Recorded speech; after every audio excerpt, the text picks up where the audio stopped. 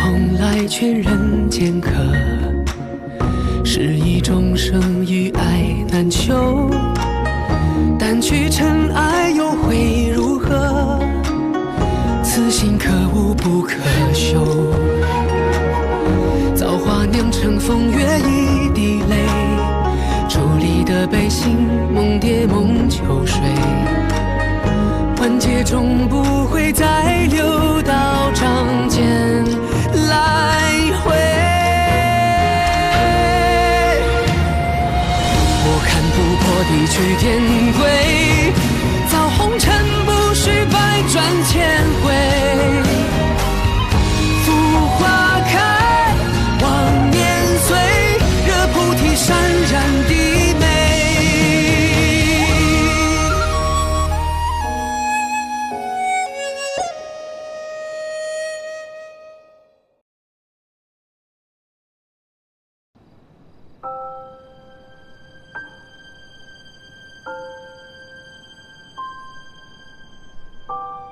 凡间的五毒、六妄、七情八苦，我尚未体验完。可此刻我心头的这些酸涩、烦闷之感，究竟是何种情绪呢？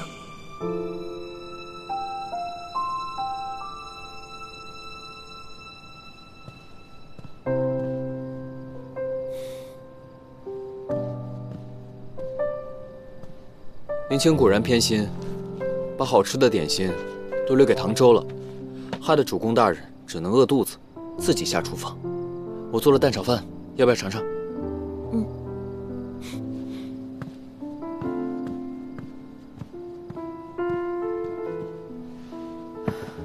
好香啊！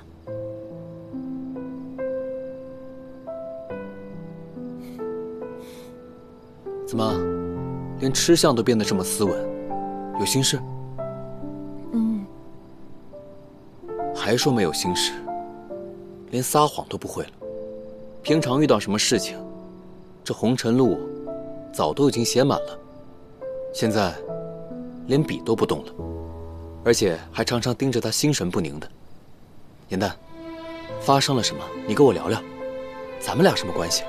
有什么话不能说吗？我并非有意瞒你，只是我也不知我怎么了。我一碰到唐周，就有一种很奇怪的感觉。这种感觉我从来没有过，而且根本没有办法自控。哦，这么说，你喜欢上他了？我不知道。我虽然经常看那些缠绵悱恻的爱情话本，我自己也会写出这种诸如此类的折子，可是这么多年，我从来没有对任何一个人动心过，我也不知道情动到底是什么，所以我也不明白我对唐周到底是怎么样的感觉。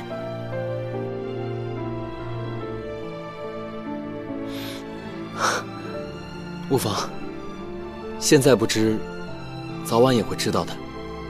而且啊，我们妖类寿数绵长，有的是时间和精力去体验尘世之中的情感。不过，唐周的身份特殊，为人，他要做凌霄派的掌门，而且要断情绝爱。待他历难结束之后，便会返回天界，继续做他的神仙。无论到时候你会怎么想，我现在都要劝你一句：你与他身份悬殊，绝非良配。不管怎么样，你千万不要勉强。我不希望你会受伤。颜淡，你可明白？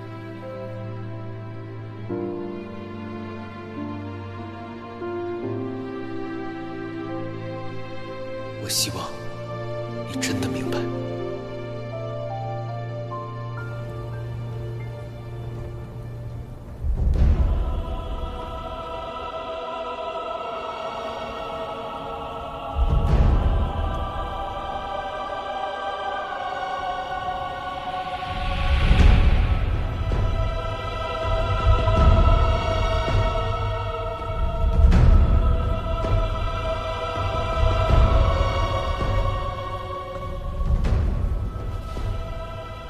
公主，计划一切顺利，他们已经上钩了。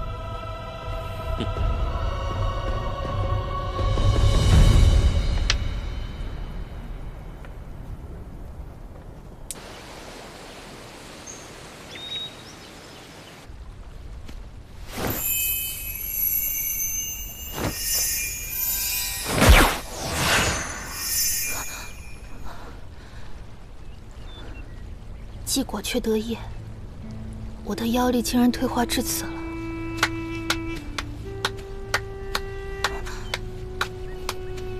力道已够，只是准头还不太够。只要多加努力，一定能百发百中。紫菱，你不必安慰我。紫妍毒发那日，我曾渡他500年妖力，以延缓毒性。可是这500年的妖力，纵使我100倍、1000倍的修炼，也难以再弥补。哎，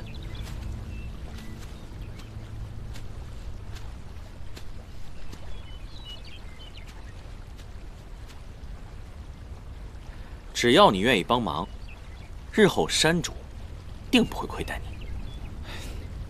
哎呀，这狐族向来是较真认死理儿。而且最恨遭人欺骗。我一个小小毛笔器灵，我怎么敢招惹他们呢？哎，这事儿啊，还是算了。这万一要是被他们知道了，我不好。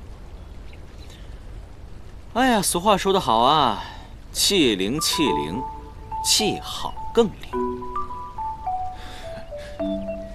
只要你能帮我把你那个笔毛换成顶级的狼毫，如何？当真？当真。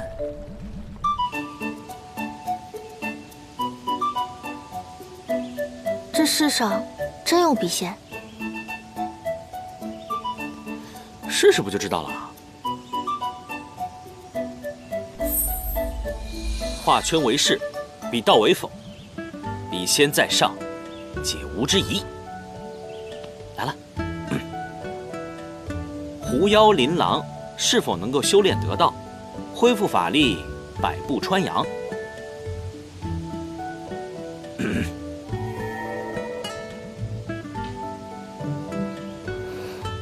你看，笔仙的想法同我一致。多谢笔仙指教。琳琅还有一事想问，琳琅已到成婚之年，请问笔仙，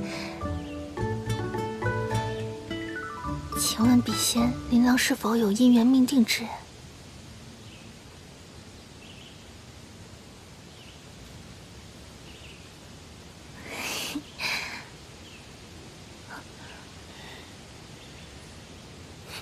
你们两个合起伙来骗我！这我可没叫他。你可知道，装神弄鬼、说谎之人，在我们狐族要受什么刑罚吗？不，狐妖大人，这不关我的事儿，这都是他逼我做的。你又骗我！第一个确实是我授意，但第二个真不是我教他的，是吧？也许他说的没错，我们俩真的是命中注定，有不解之缘。要不，我们试试？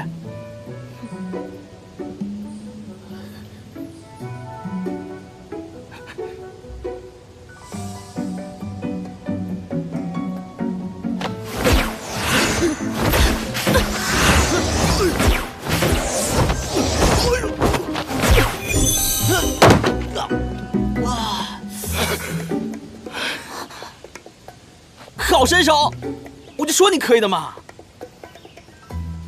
你说你这个狐族公主啊，人长那么俊俏，你脾气怎么那么暴啊你呀？啊，你说这样的丫头能嫁得出去吗？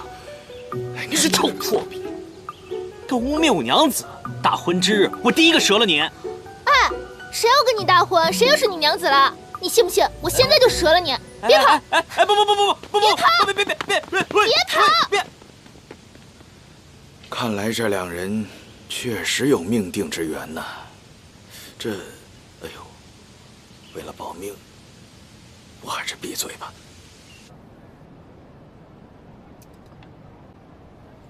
并没有与消气伤口形状一致的梅花簪，咱们去下一家吧。严奈，干嘛？啊，那个，我有话想跟你说。什么话？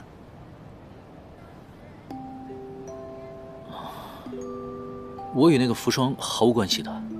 昨日房内，我本身就是想查清真相，我才和他演了这出戏，你不要误会。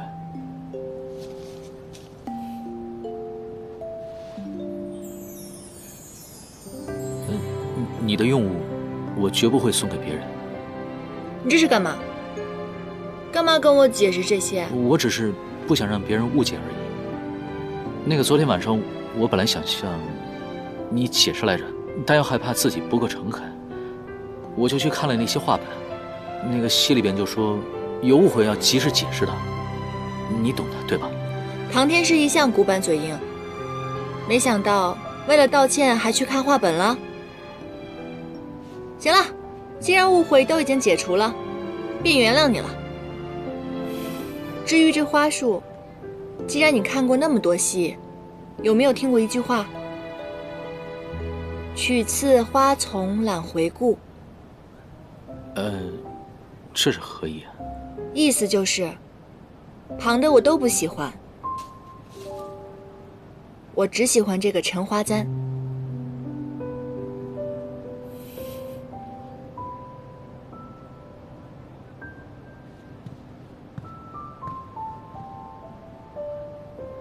没想到唐周对他居然如此用情。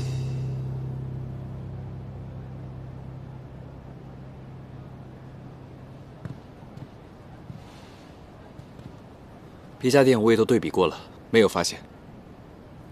好吧。姑娘这根簪子花样很是别致，只是这材质普通了些，要不要在本店定做个金玉的，更加华美？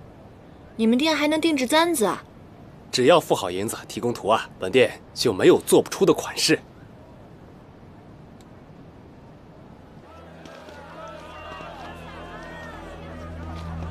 掌柜说这是福霜之前定制过的发簪图案，如此看来，这簪杆与萧气的伤口形状是一致的。这么看，这福霜很有可能就是杀害萧气的老太。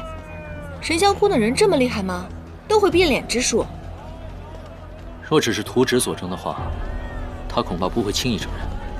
萧气曾说过，神霄宫的人身上都有3瓣梅花刺青，如果此事能够证实的话，那这事儿一定是他们做的。若是有刺青，肯定是在隐秘之处，你们2个不好去查，交给我吧。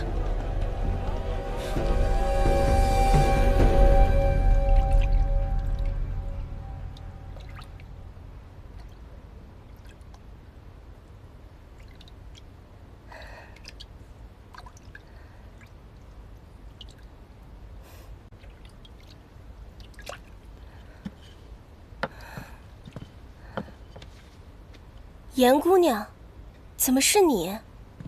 是这样的，唐周让我来向姑娘赔不解风情之罪。他说他已经知错了，想给姑娘订几件衣裳作为赔礼。可是他不知道姑娘你的尺寸，所以让我来看看。原来如此，那我让丫鬟量好尺寸之后，稍后告知你。你先出去吧。没关系啦，大家都是女人，别那么客气了。来，别客气啊，我来啦。方便吧？我看看。不必了，严姑娘。严姑娘，我让丫鬟量就行了。放松，没事真啊。的，严姑娘。严姑娘。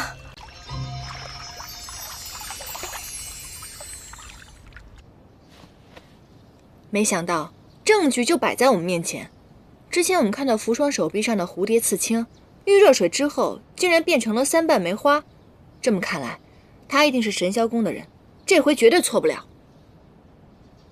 既然被发现了身份，他今天晚上一定想尽办法通知其他的宫人。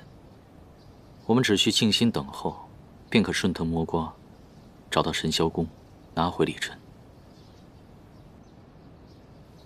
哎，喝点茶吧。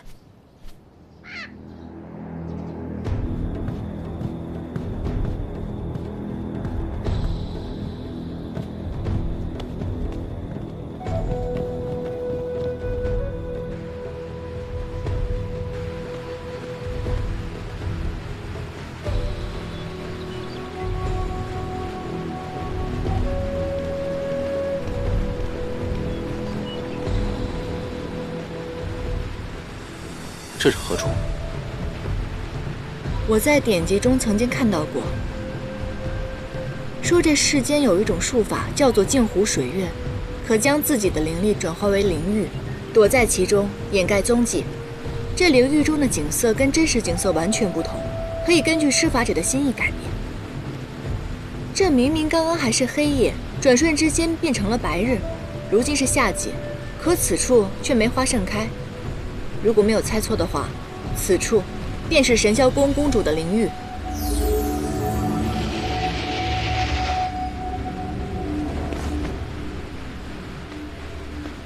扶霜背后的人果然是你，神霄宫公主。哦，你们何时开始怀疑我的？城中并无柳姓大户，你的身份真假，一探便知。镜湖水月因你而动，有此等身手的人，除了你以外，还能有谁？费了这么大的力气，把我们困在此处，恐怕你还有别的想法吧？三位心思敏捷，法术超群，若非以扶霜引你们入局，想把你们困在法阵之中，当属不易。既是如此，还不赶紧把这破法术给收了，省得一会儿我们给它破了，还要费你的气力。你们虽然知晓此乃我的领域，但是想必破不了我的法阵，只能在其中被榨干灵力，化成枯骨。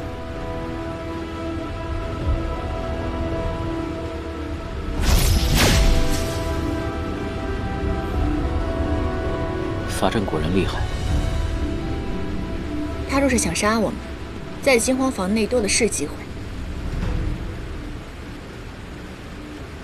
你曾经说过，神霄宫公主御用礼尘，却不知道其使用方法，所以神器无法施展。你千方百计地将我们引到此处，你是想让我们相助于你吧？是坦诚相告，还是干戈一场，由你决定。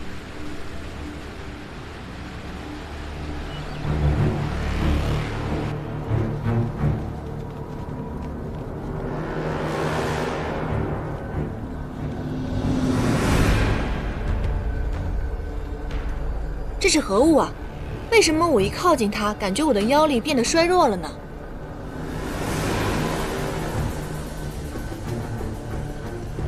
它，便是我引你们进来的原因。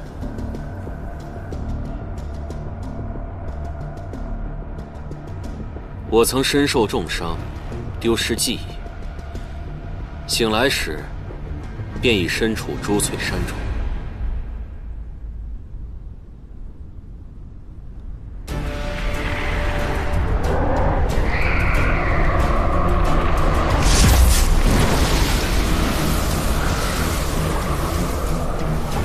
面前是一位老人和这个漩涡。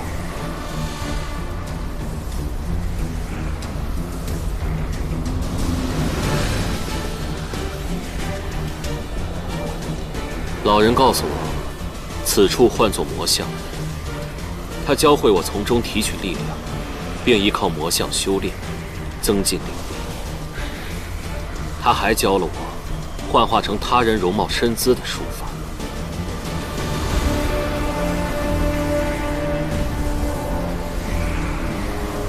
我本想问出他的身份，但他却不愿多说，最终撒手人寰。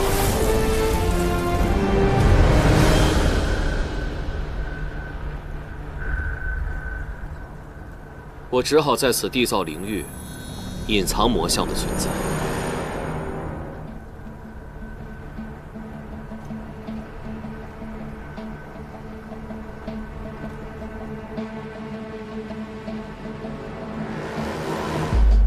后来，我借助魔像修炼，逐渐康复。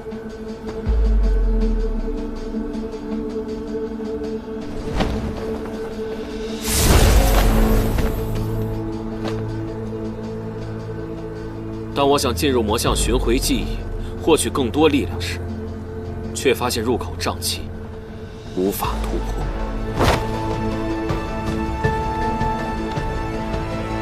参见公主。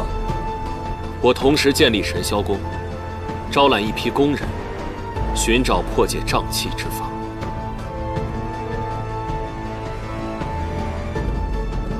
尽欢坊所有舞娘都是神霄宫人，偷到李晨后，我始终不得其法。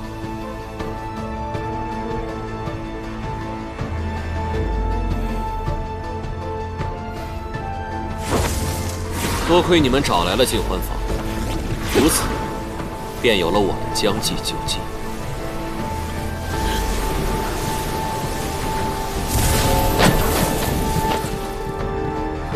公主，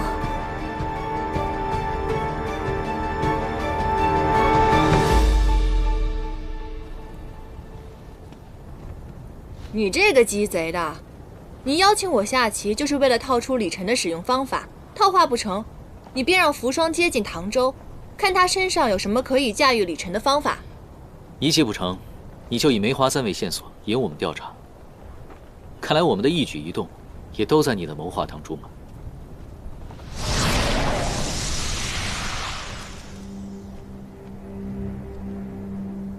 缘由我已说明，只要你们帮我进入魔像，我便归还李晨，并让你们出镜湖水月。可是你始终不肯解释这魔像究竟为何物，而且为何会吸收我们的灵力，究竟是否危险？诸事待解，叫我们如何帮你？关于魔像的消息，目前我只知道这些，更多的消息，待我进去之后获得记忆，便可告知。神霄宫盗窃在先，更何况之前你骗过我们一次，现在又来骗我们，你当我们傻啊？若是几位不愿意帮忙的话，那么这个李晨，你们便是拿不走了。哼，这可由不得你。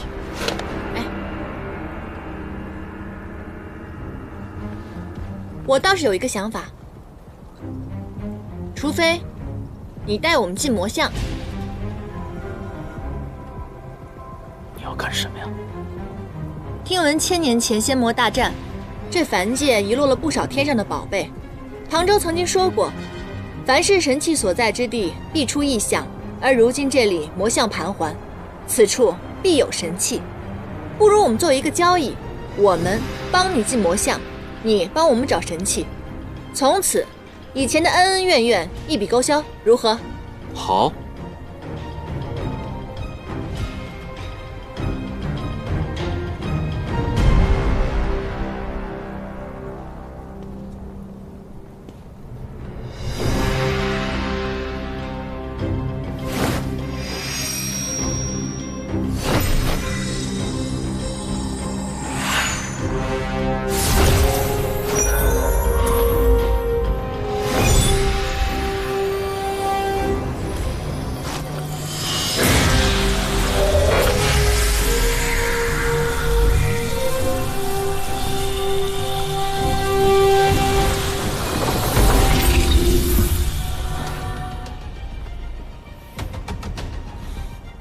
好了，靠山给你靠。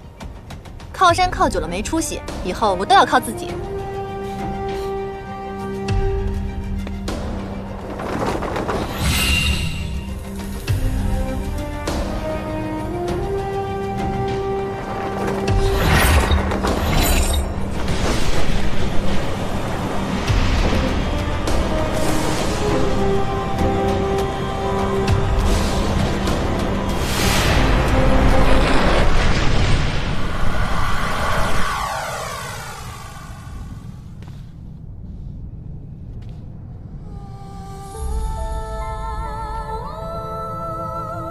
我这是在哪儿？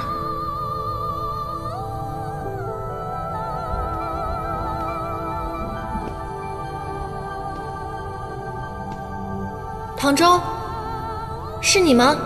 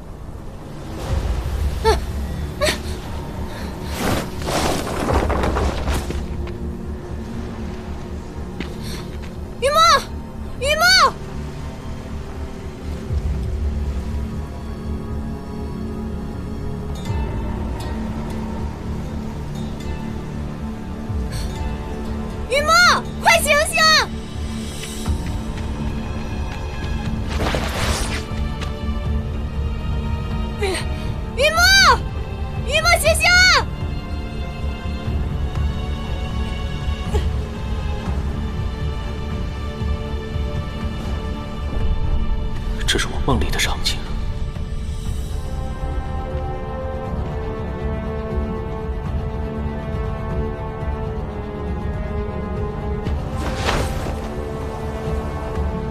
严丹！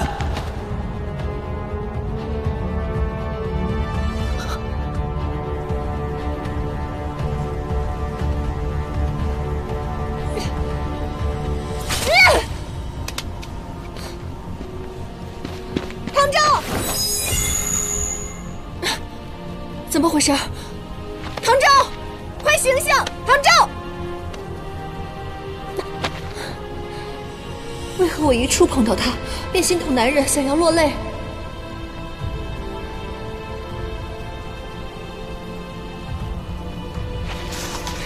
醒醒啊！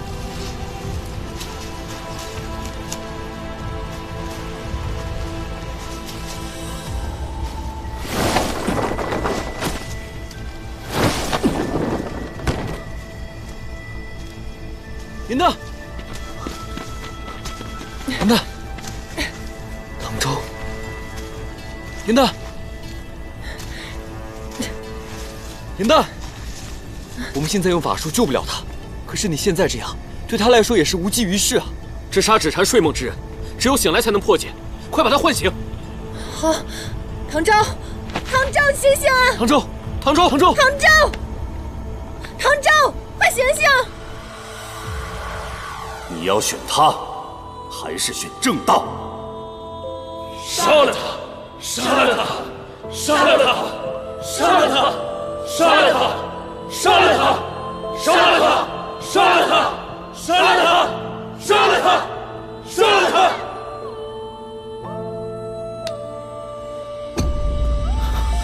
不要！不要！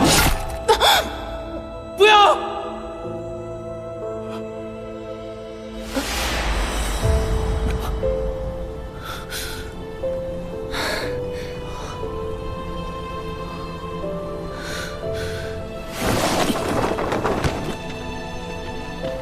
你终于醒了。你要是再不醒的话，我刚才都想把你打醒了。我不能动心，我不能让严丹受到伤害。第一次看到唐昭这般惊慌，他究竟梦到了什么？堂兄素来法术超绝，为何这次却迟迟破不了梦魇呢？虽然是梦魇，但却和真的一样，连疼痛都很真切。我找不到破解的方法。只要进入魔像之中，便会回想起让人痛苦的记忆。虽然心境难平，但是醒过来之后，便会好些。你是如何知道的？我刚刚那些梦境，我从未经历过。因为我梦到此生最爱之人赴死，这便是我3界之中最怕的事情。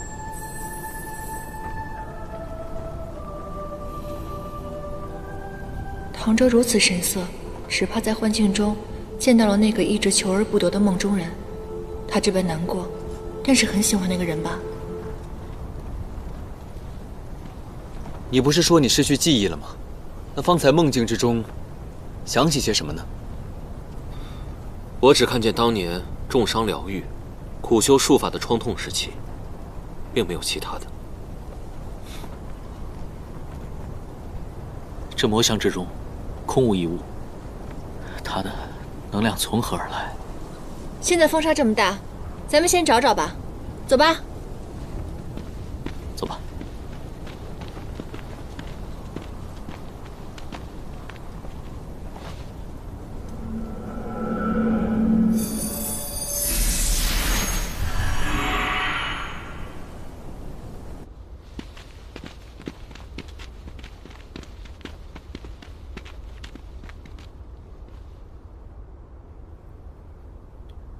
前方有水潭，我去给你们盛点水吧。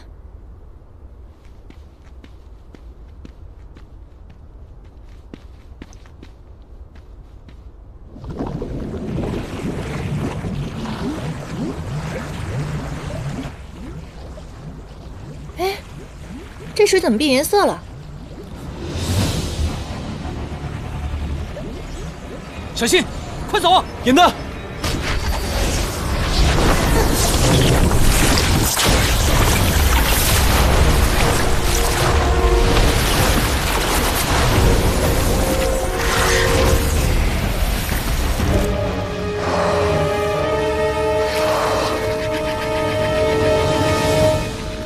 绿洲是巨蛇所化。我天，这蛇怎么有9条尾巴？难道是典籍上所说的，这是魔族神兽九尾蛇？若真是九尾蛇的话，大家护好周身，其血有剧毒，不可沾染其血。嗯。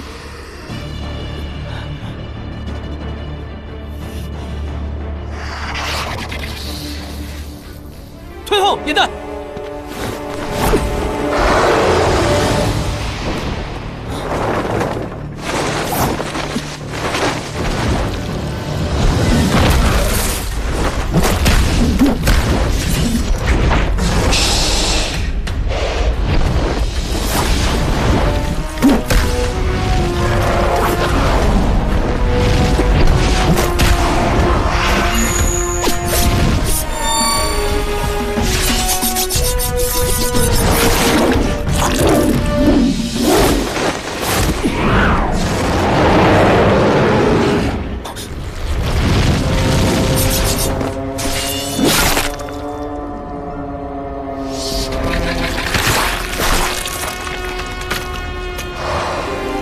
小心，这蛇尾能重生。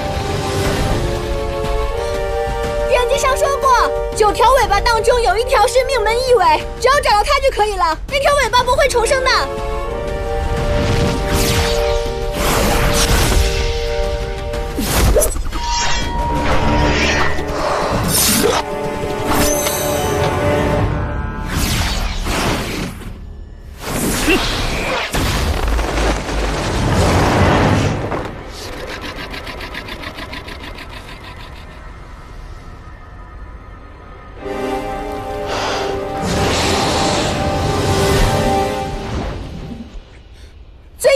2条，它们互相缠绕在一起，彼此相互，肯定有1条是异尾。不要轻举妄动，若砍错了蛇尾，导致重生会更加危险。这样，我来吸引他的注意，你们仔细观察。小心啊，你们！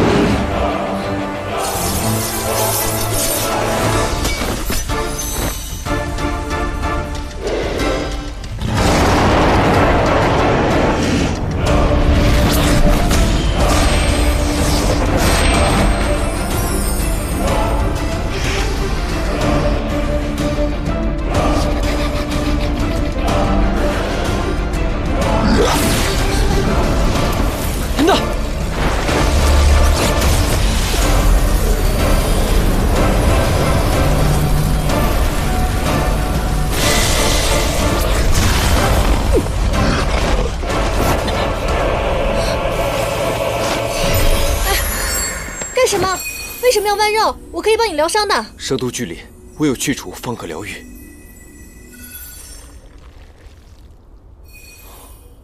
你没事吧？我没事儿。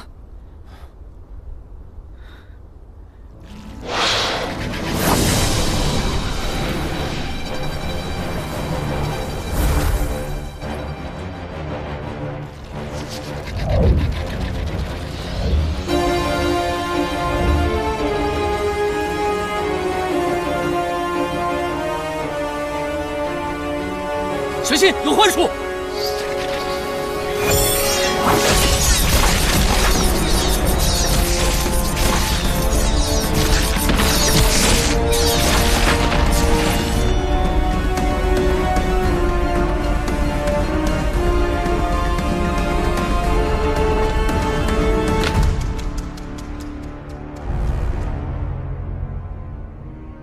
不是都说九尾蛇之前随着魔族已经消失了吗？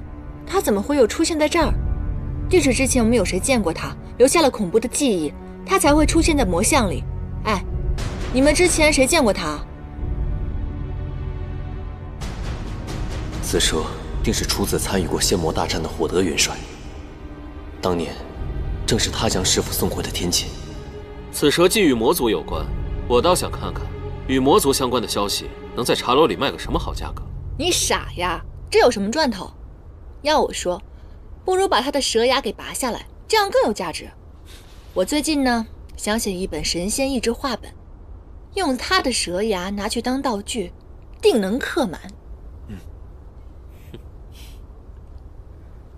财迷心窍。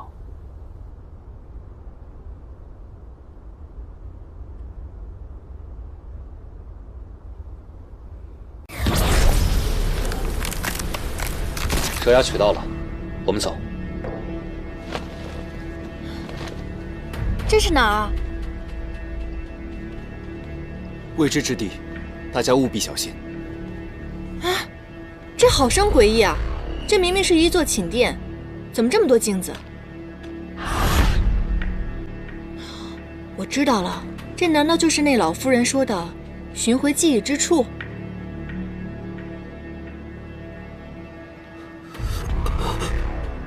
你怎么了，柳微阳？我没事。我知道了，定是寻记忆寻的。哎，你看其他人寻记忆都这么的困难，那个龙王送给你的幻忆珠，你为何不用啊？我现在是凌霄派弟子，需负完当下之责，和以前没有太大的关系，不急这一时。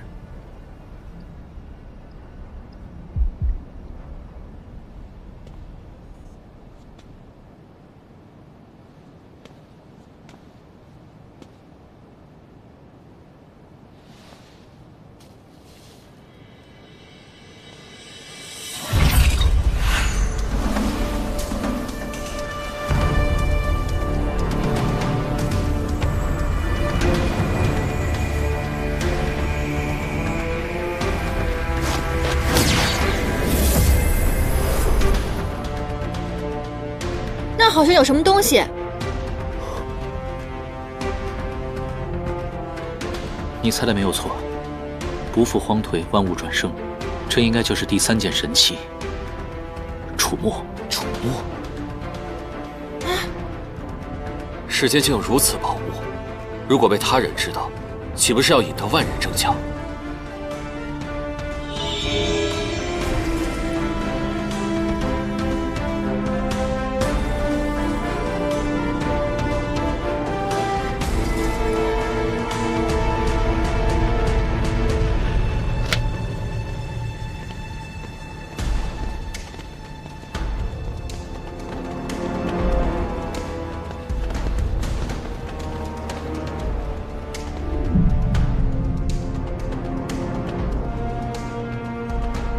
他们是谁啊？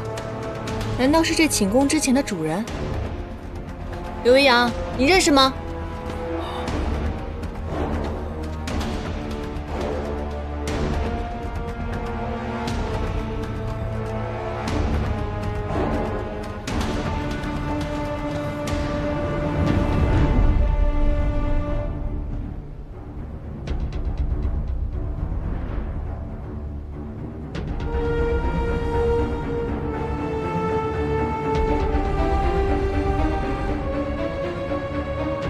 此人位高权重，统领重臣，看起来应该是个重要人物。这寝宫久无人住，镜子里还能反映出往日之景，看来此处别有玄机，咱得当心点儿。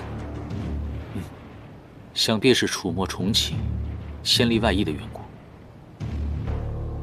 你们过来看。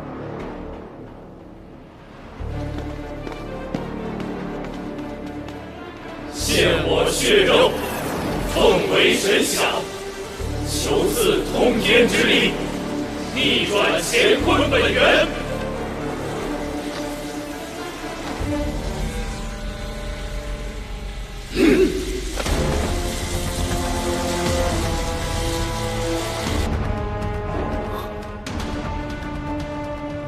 居然以血照力，如此阴邪法术，绝非仙家所为。你怎么了？我没事。不好，九尾蛇要复活了，大家快把楚墨取走！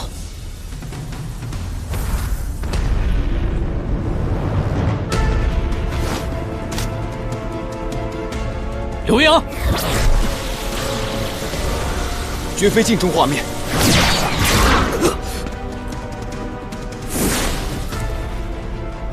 你回来了，你终于回来了。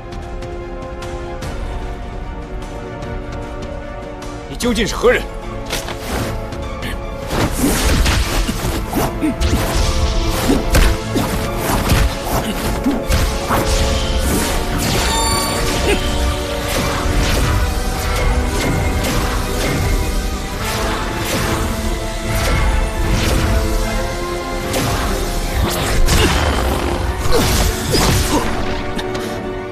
没事吧？我没事。哎，你怎么样？我也没事。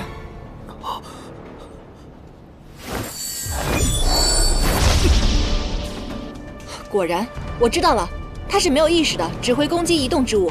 这样，我们2个人飞出殿外，引他出去，另外2个人留在这里取神器。好，护好银弹。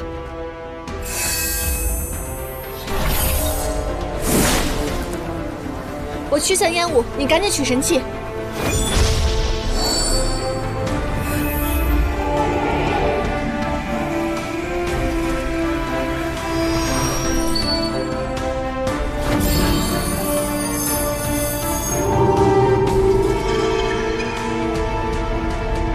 好了，神器拿到了，我们赶紧走吧。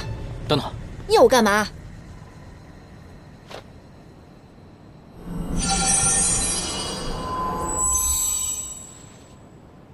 拿着，这是谢你救我一命。原来这是心动的感觉。拿着。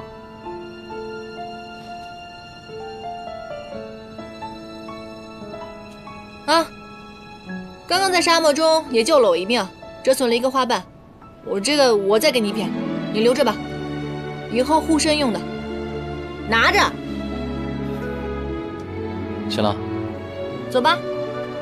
其实我也不是很想要，勉强收下吧。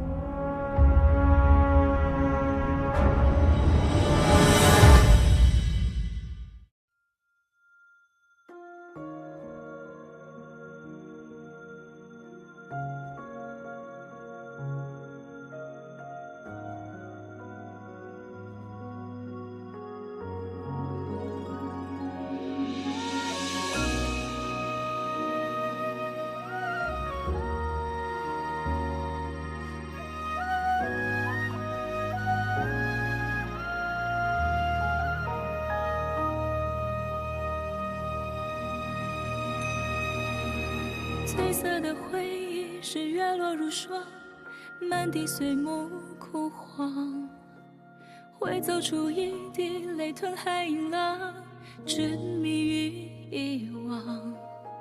走到从此天各一方，走到你乡，回过头为我生遗忘。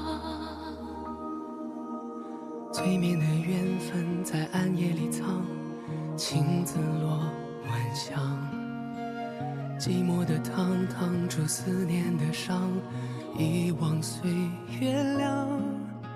洗尽纤尘仍有你依稀模样。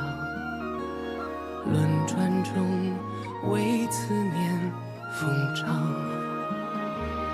一世繁华人间一场落花风，平添一池落花中，看破红尘的眼红。你是遥遥天上一捧秋月容，只敢萧瑟不敢浓。梦中有两人与共。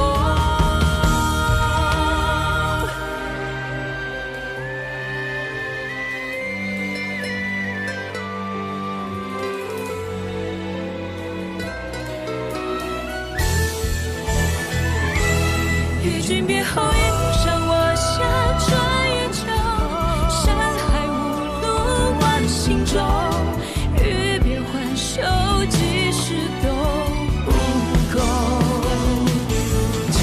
袖烟火岸上有白首，一朝天涯熬红豆，去到人间锦绣好时候，淡淡再开人厮守。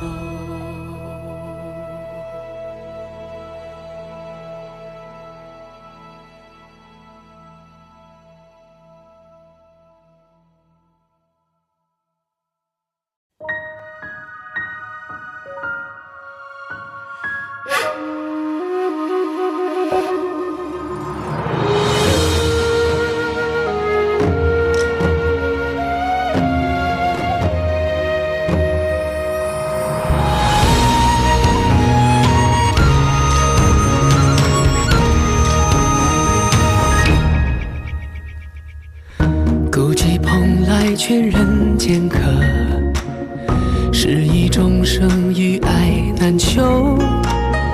掸去尘埃又会如何？此心可悟不可修。造化酿成风月一滴泪，伫立的悲心梦蝶梦秋水。万劫终不会再流到掌间来回。我看不破地去天归，造红尘不须百转千回。浮花开，望年岁，惹菩提潸然低眉。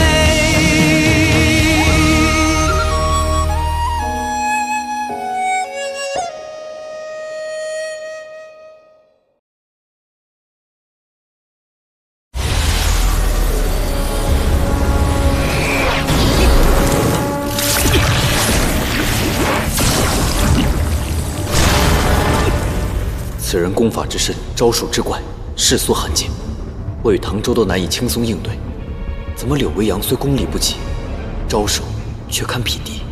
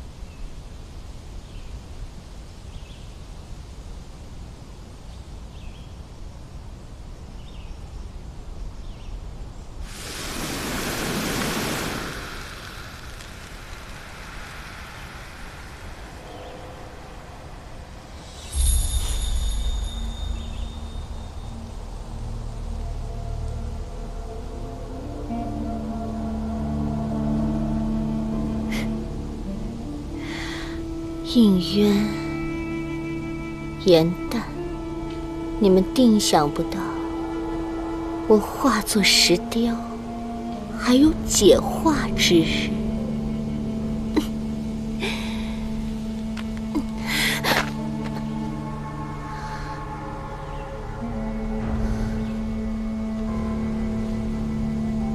被石化之人，期49日内，若有人将困身之石化物散去，便可复生。只可惜，我因石化过久，此腿只怕难以复原了。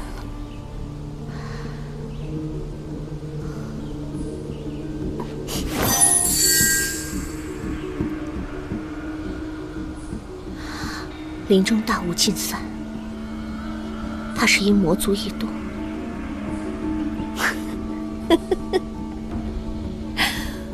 我乃天界仙子，谁知杀我的人是帝君，救我的人却是魔族，真是可笑至极。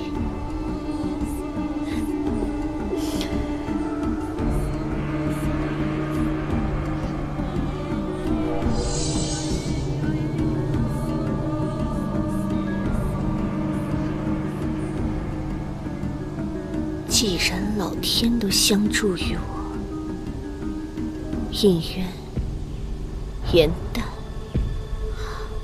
我一定会让你们付出应有的代价。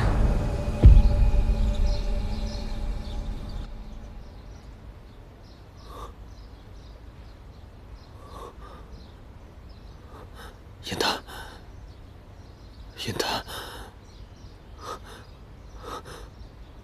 小心！公子，你可算是醒了。我怎么在这儿啊？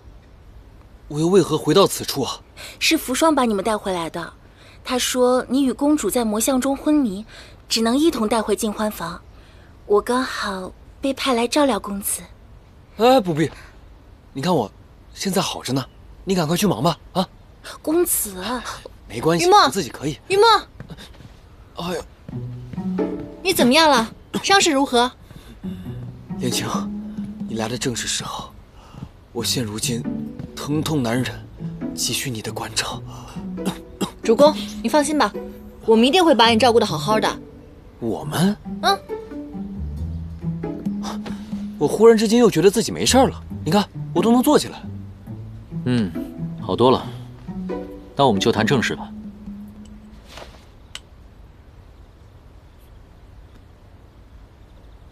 我和严旦拿了神器之后，还未走出宫殿，却被一股神奇的力量给震晕了。醒来之后呢，就回到了尽欢房。说说吧，你在外面究竟发生了什么？我们刚刚交手之时啊，柳微阳刚刚看清了神秘人的真正面目，就在此时突然之间自爆了，而且释放出巨大的灵力。在此之后，我跟你们一样，全然不知了。这魔像里面竟然有魔族的神兽，还有灵力强大的神秘人，这会不会跟魔族有什么关系啊？若真如此，逝者失仇，我定要查个水落石出。咱们必定要好好查上一番，为我日后的神仙意志画本再添上新的一章。好，我也加入。喂，你不是来寻找李晨的吗？现如今李晨你已经拿到了，而且还在魔像中偶得第3件神器啊！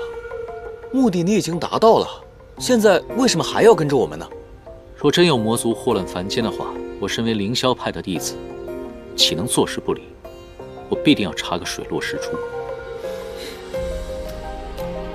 我觉得我们越来越像一个小队了，虽然各自的目的不同，但是殊途同归。在过程当中，我们行侠仗义。我日后一定要把这些故事写进我们的画本里，人妖齐心，守护苍生，必定会传为佳话的。有人看才怪。我看，那你就慢慢看。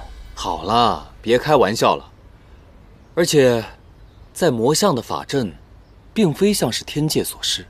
在宫殿中，神秘人对柳微阳说：“你回来了。”由此可见，他们一定是旧相识。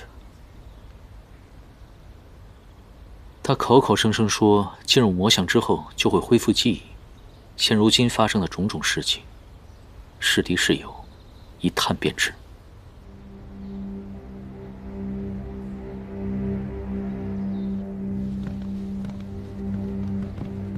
你们公主呢？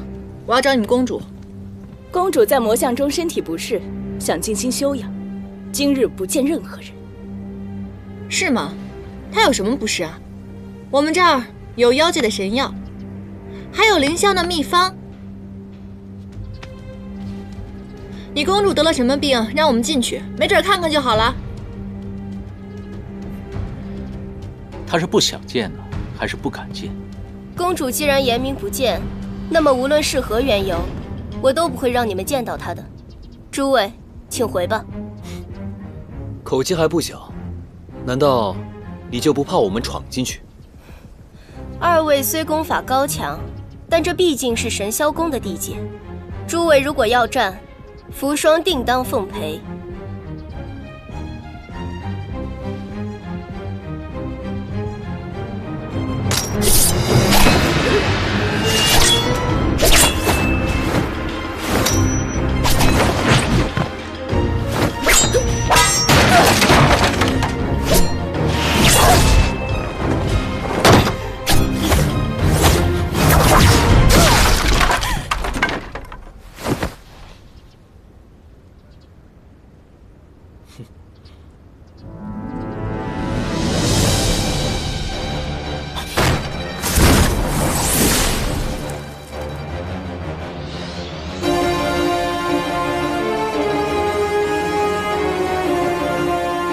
哇哦！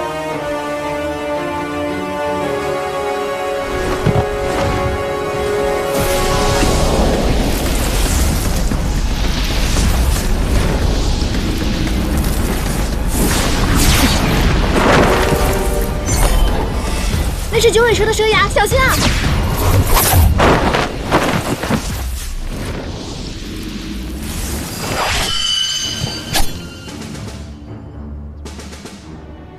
你现在杀我，他也活不了。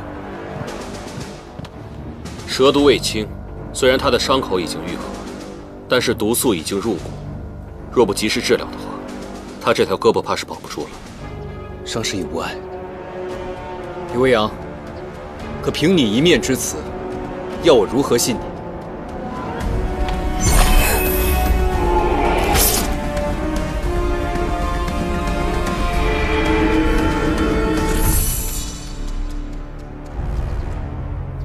九尾蛇乃是三界中剧毒之物，被其击中，皮肉尽腐，骨中毒血，唯有其牙可以将其吸出。你为什么会对这些如此了解？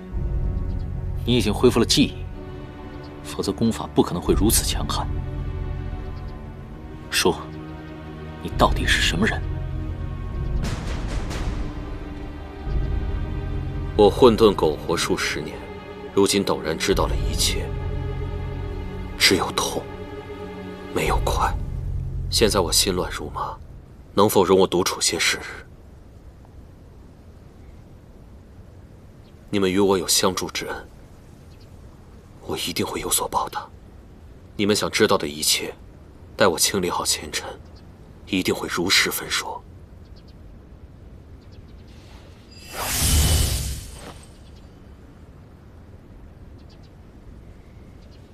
你体中的毒血已经吸出，这是我消耗3年灵力调制出的散血露，你将它涂抹之后便能痊愈。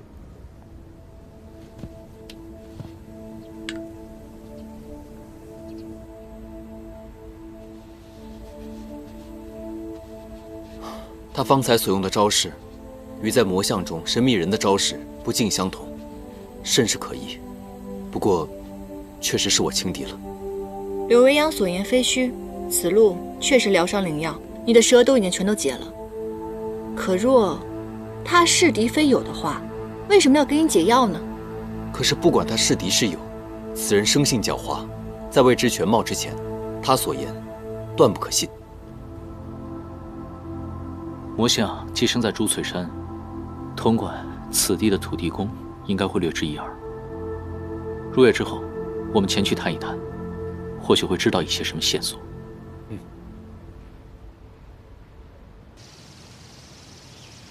你说的是真的？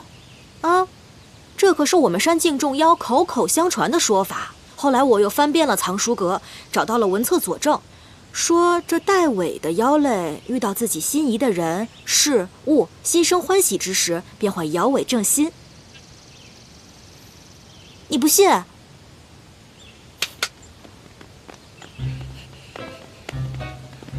你说有吃的我才来的，吃的呢？呢？哇！果真如此啊！那这样的话，我就可以看出来琳琅是否对我有意。百灵，你这回帮了我大忙。这样，以后你们羽族的所有苦力活，我全包了。不过，他看紫妍看得这么紧，你是怎么把他拐出来的？近日不知怎的，自入夜以后就没有再见到琳琅了。我姐姐每60年就会躲起来一日，我已经习惯了。60年，天干地支轮变，60年一轮，阴极阳转之时。三尾雪狐生性属寒，女狐更是体阴。若遇到阴极满月之夜，便会神虚灵残，甚至画出部分原形。莫非就是今夜？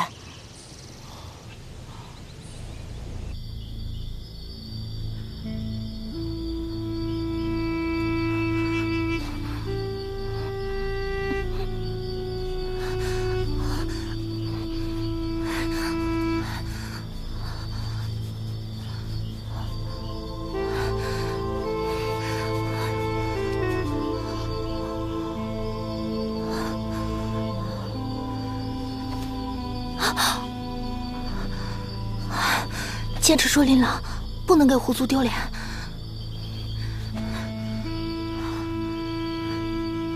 琳琅，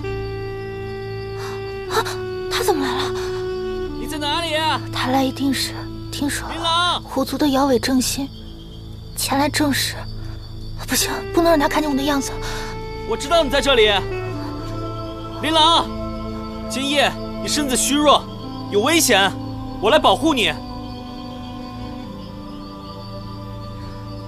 你不过是惺惺作态，你想看我的狐尾？你走吧，我不出来。啊！你别过来！我乃堂堂野兰山山主，绝不会趁人之危。这样，我现在转过去，我就看不见了。你看，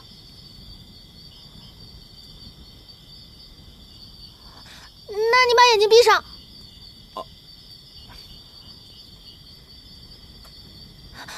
转过身去。转过去了。那我跟你说，我出来之后，你不许偷看我。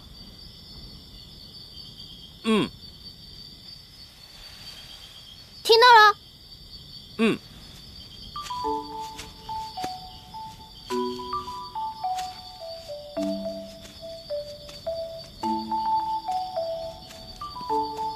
你是不是来看我狐尾的？当然不是了，你看，我是来给你送药的。我不知道你们狐族平时用什么药材，就去药医阁取了些来，里面呢有安神草、护灵根、滋补龟壳，还有聚气丹，这些药材定能助你安全度过今晚。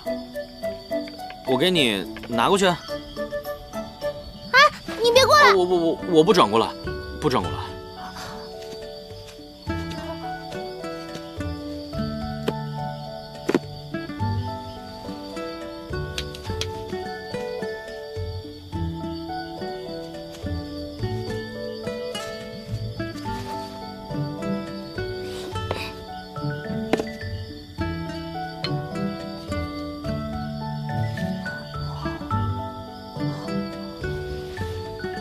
这龟甲妖力深厚，定是千年妖龟所出吧？哎，我在妖界都没有听说过这个人，你怎么得到的？阁中取来的呗，搞不好啊是那妖医的私藏之物。你放心，只要今晚有我在。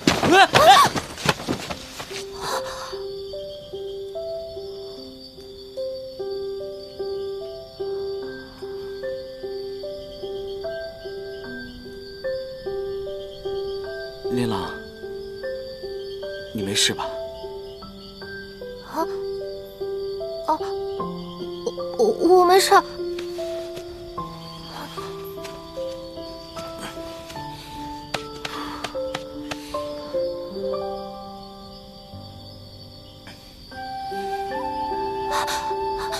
你看到了，今夜天气冷，你身子又弱，我就给你找点柴火，暖暖身子啊。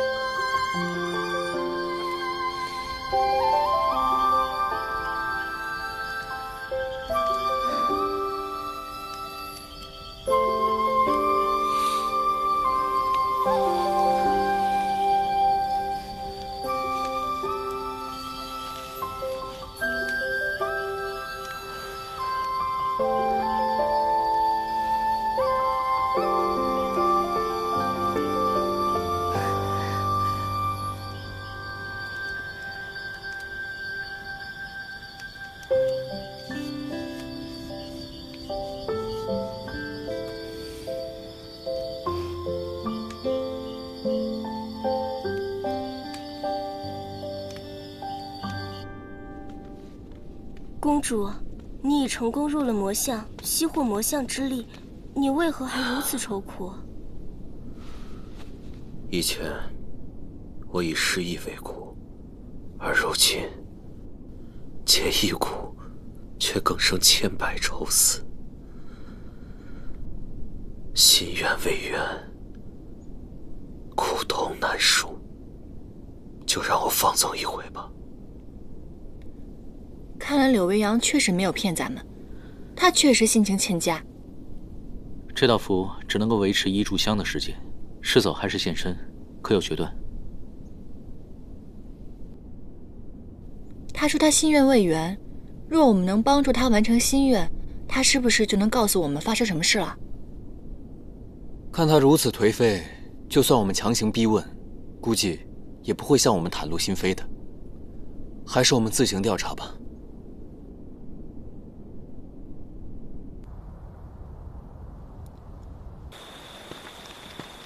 哎，我第一次见神仙有点激动啊！你说那神仙是不是都像戏折子里写的那样，鸾姿凤态、仙风道骨的？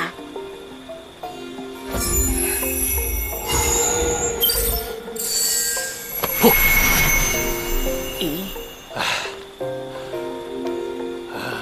何人请神呐？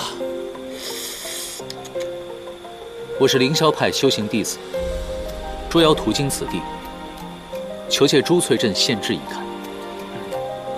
何有供奉？这来的匆忙，未带供奉，请您行个方便，来日一定加倍补偿。一介凡人，道行低浅，有何资格请神托住啊？不帮。你这神仙就不是那个，这长得也不是那么一回事儿吧？这性格还势利眼儿，这跟戏折子上写的完全不一样啊！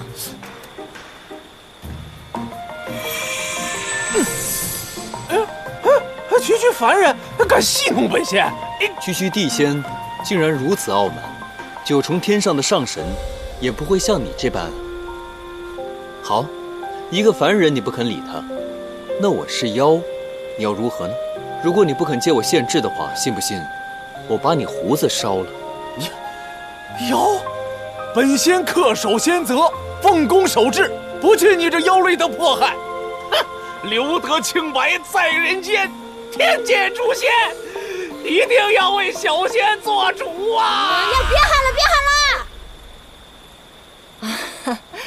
我是想说呢，刚才我们确实过于粗暴了，还望仙人您多多谅解。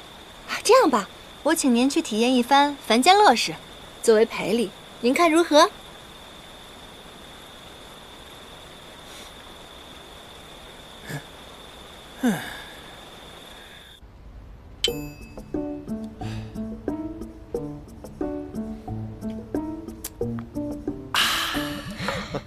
此酒只当天上有，哈哈，世人有口。应未成。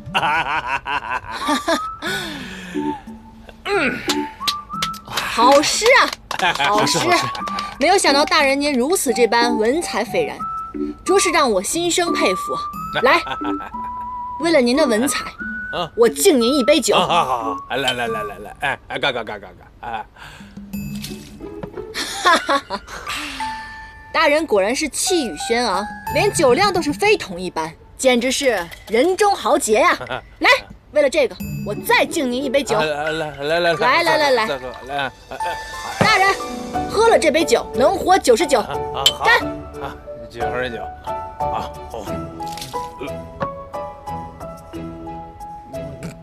哇，好酒量，好酒量啊，大人！我们再来一杯。大人，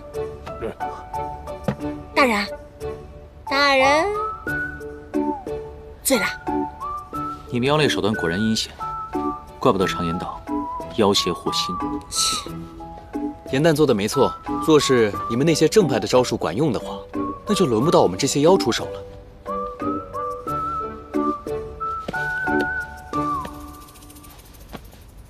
藏限制的法器找到了。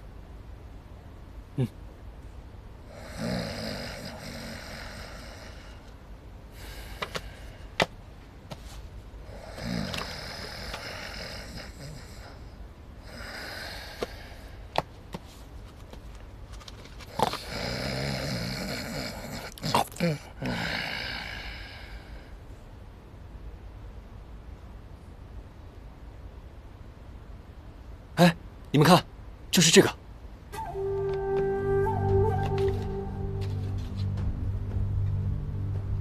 哦，原来朱翠山曾经是魔族的领土啊。我看这书上写着，邪神将魔族的力量源泉留在了朱翠山。那这个力量是不是就是魔像啊？那魔像当中法力高强的神秘人，说不定就是邪神。若魔像源自于魔族，那么柳维阳为何可以吸取魔像的力量？那魔像当中的神秘人法术高强，我们二人皆不是对手，可柳维阳却能与他过招。柳维阳从魔像出来之后，功力大涨，而且施出法术又与神秘人相同。若他是魔族人的话，那一切真相便可以解释了。可若柳维阳真的是魔族人的话，他为什么带我们走出魔像，又为何帮你治疗蛇毒呢？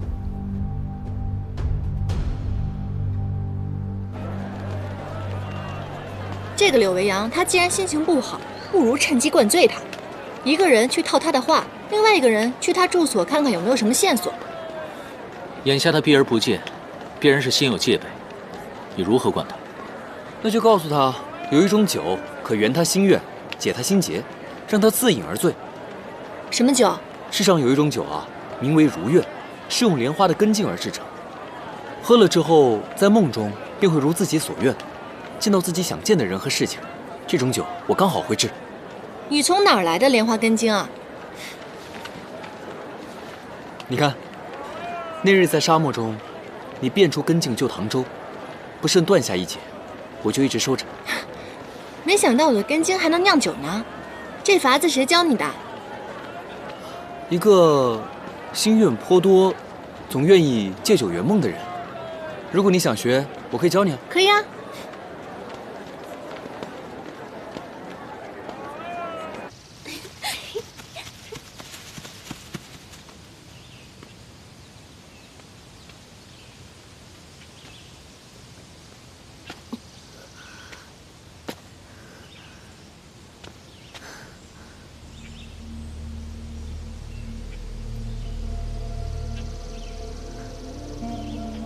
若要在最短的时间内大大提升修为灵力，少不得非凡手段。花金族有此一劫，要怪就怪你们是严旦的族人。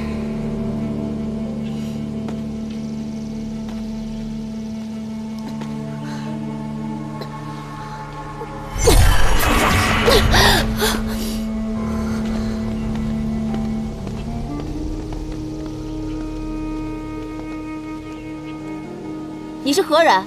为何擅闯我花精族领地？你们是花精族的人？正是。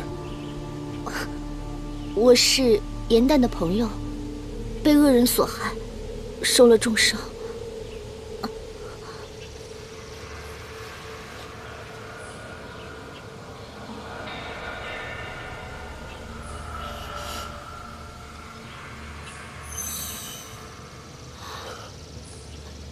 爷爷，这的确是颜淡的花瓣。正是。颜淡说，他妖力不足，无法替我根治。他说，花精族的人向来纯良慈悲，博施济众，一定会救我的，便给了我这片花瓣，让我来此疗伤避祸。之前颜淡以一己之力救我们花精族于天师之手，这个人情不得不还。来。赶紧把这位姑娘带到族中医治。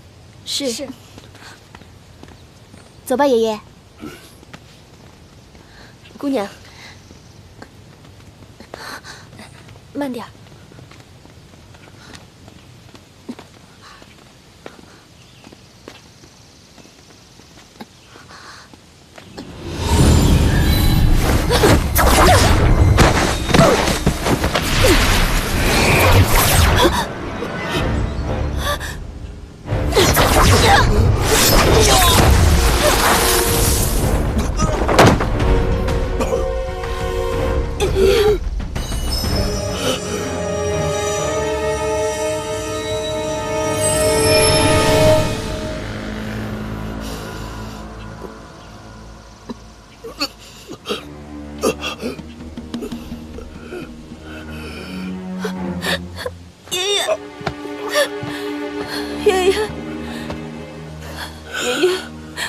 爷爷，你怎么样了，爷爷？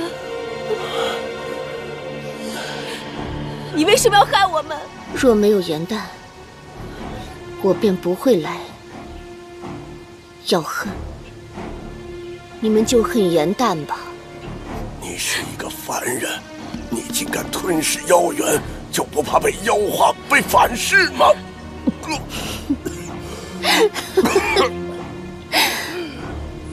我就是要被妖化，只有这样，才能变得强大。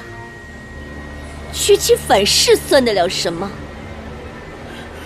比这痛苦的，我早已力尽。孩子，快通知大家，逃啊！快逃啊！我不，爷爷。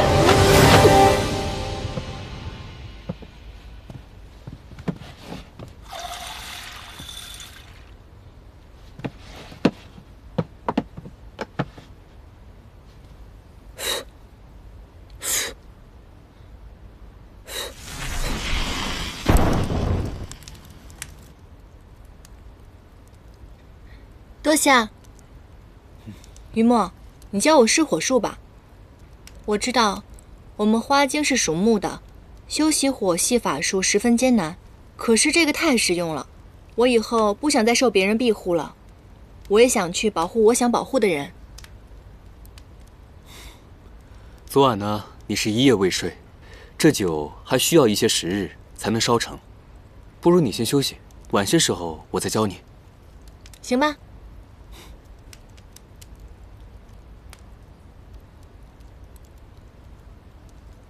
现如今，唐州已经寻得3件神器，只差1样神器便可圆满。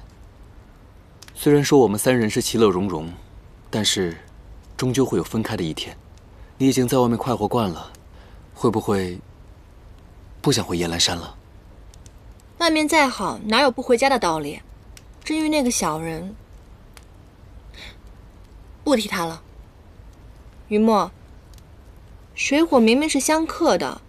可是你们9旗可以同时掌握这2种，你在画出人身之前，修行是不是非常艰难的？9旗一族的术法呢，分为7重，前6重皆是水术，需要在最深最冷的水中修炼，而最后1重，则为炎火之术，需要割舍下之前的认知，以炎克寒，自毁修行，方能修炼成火灵。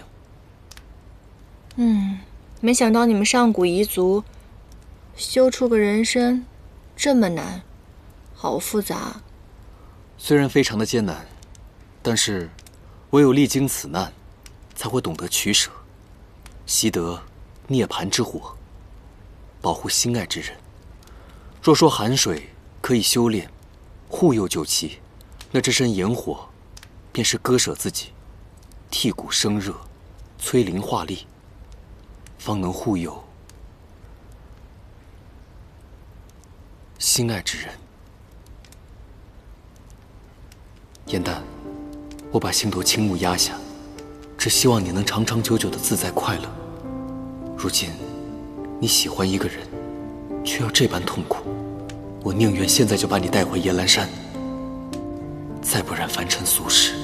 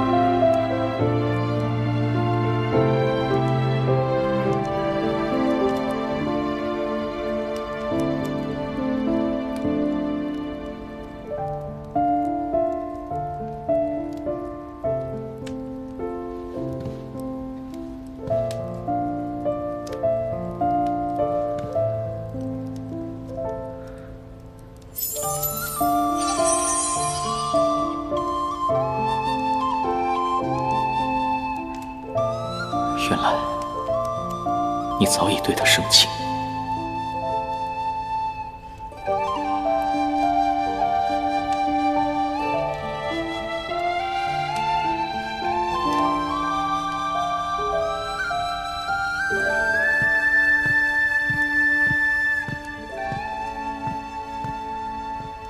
酒已酿好，你是送他还是送酒？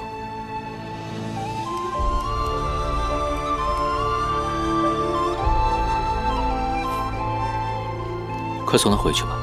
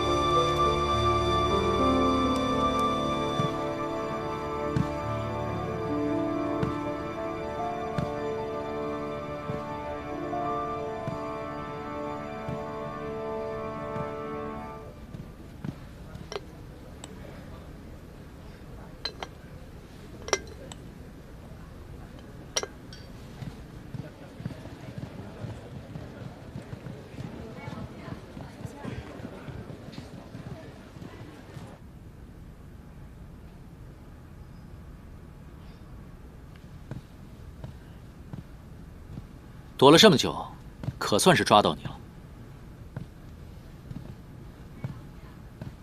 我过来并非为了与你打斗，这是如愿酒。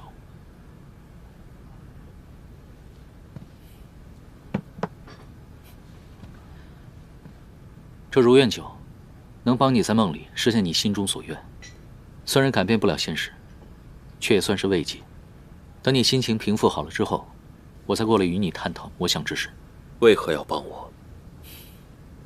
魔相疑团未解，若生祸端，难保苍生太平。你是解谜的关键，必然前来找你。况且，我们一起出生入死，早已结下情谊，开解友人，不需要理由。你很像我的一位故人，你同他一般，都是这样的恩慈天下，满口的苍生忍义、责任担当，热衷在三界四方管些闲事。但是你同那时的他相比，多了些人情味儿。今日我也想来管管你的闲事。你同我一样，都是失意之人，想不想知道之前的事情？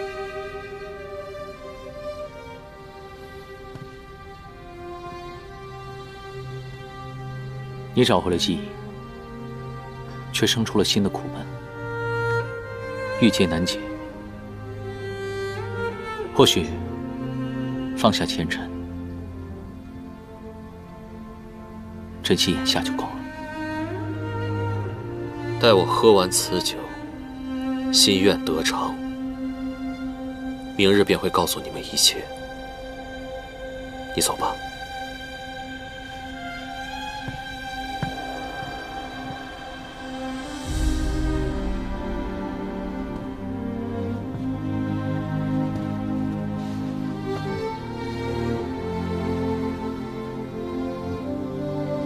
赤子，若不知道前尘，怎知道眼下该珍惜什么？我有我该偿的债，你也有你应结的缘，应缘去。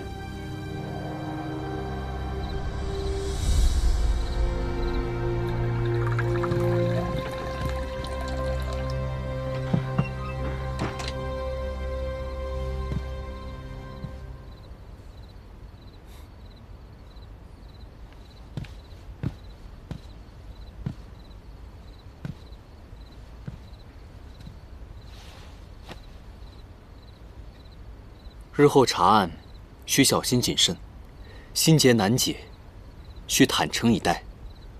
所以你我今夜以茶代酒，互问3个问题：喝茶为是，泼茶为否，如何？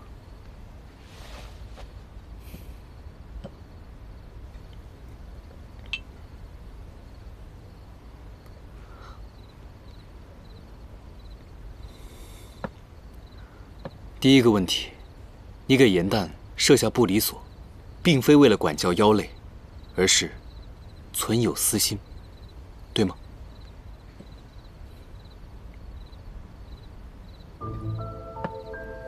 你之前提到心上人，是不是严旦？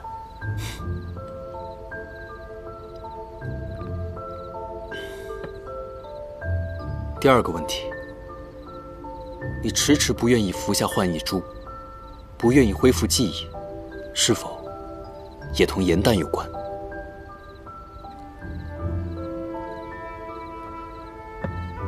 你是否告诉过他你的心意？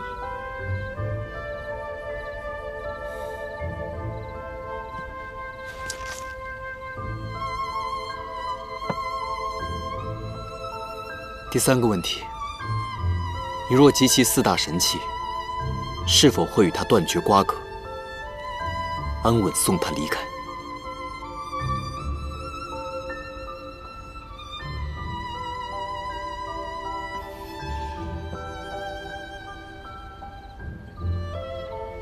这茶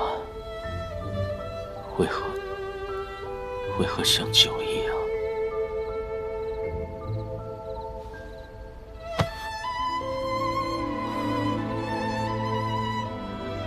你若不愿回答，直说便是。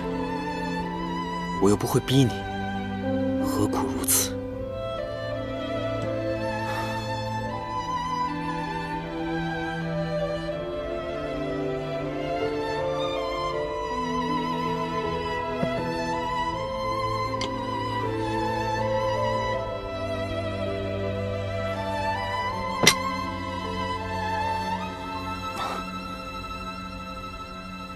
这茶，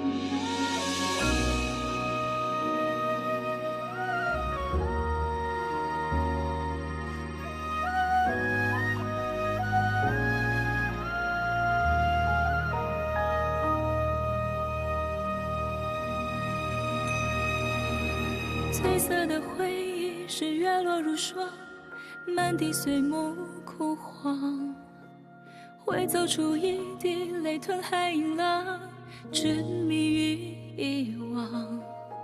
走到从此天各一方，走到你乡，回过头为我生遗忘。催眠的缘分在暗夜里藏，情字落晚香。寂寞的汤烫出思念的伤，遗忘岁月凉。洗尽纤尘仍有你依稀模样，轮转中为思念疯长。一世繁华人间一场落花风，平添一池落花中，看破红尘的眼红。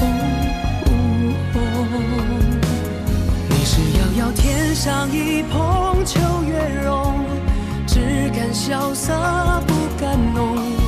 梦中有两人与共。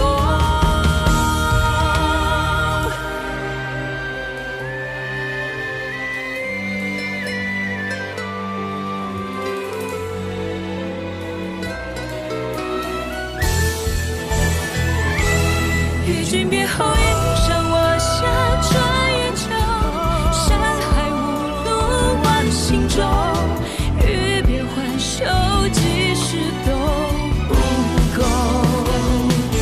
情根未休，烟火岸上有白首，一朝天涯熬红豆，去到人间尽修好时候。再开人